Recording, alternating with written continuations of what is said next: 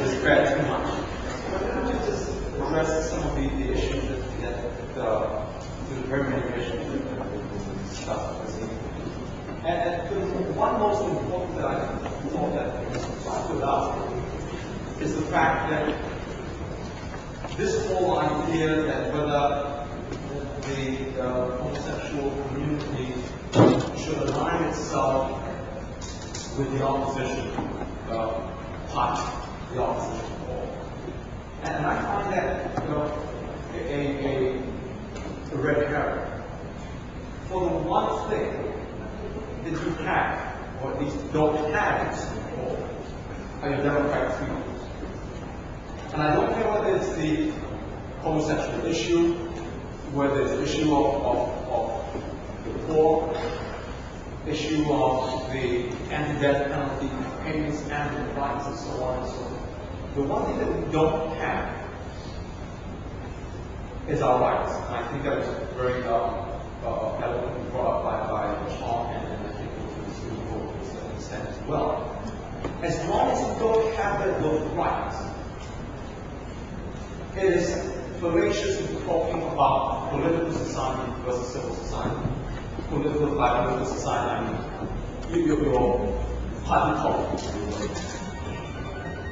And that's why I find this whole idea of bifurcating the two in this present context, in the Singapore context, is something that the PAP is actively engineering towards.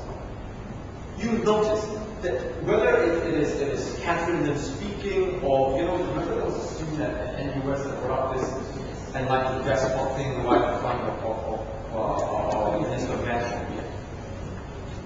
You notice that Mr. Lee actually came up and said, if you're not happy, form a political party, join a political party, pay us for it. Why does he have to join a political party, start a political party? Why can't he speak as an individual, or even form a group of individuals?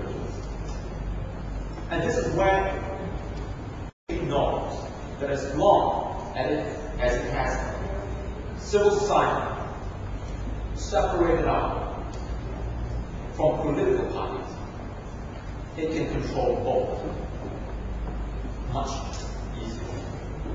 And this is why I keep advocating that at this stage, what we saw up on the screen a little while ago about our manifesto, regardless of race, religion, sexual orientation. Those are words, and they will remain words as long as all of us continue to let them divide us. And when we campaign, and I think you must have noticed this by now, it's not possible for us at this present time, in the present circumstances, to talk about, we supported a particular candidate or a particular party, and then have them get in parliament so that they can begin to change the policies, the laws, and so on.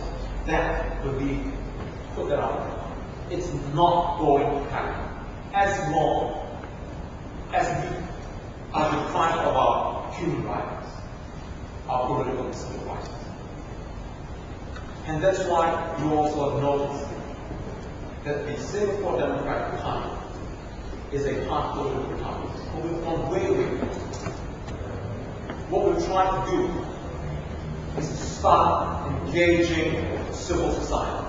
Start talking about what it means to have a civil and political rights.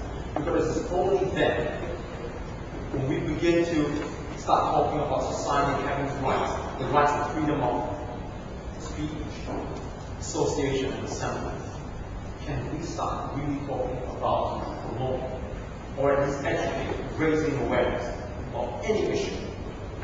The homosexual issue is about one. And so I hope you are able to see where we're going and be able to then not just, again, discuss these matters, but really look into ways and means of how we can push back the boundaries in terms of how much political space we have.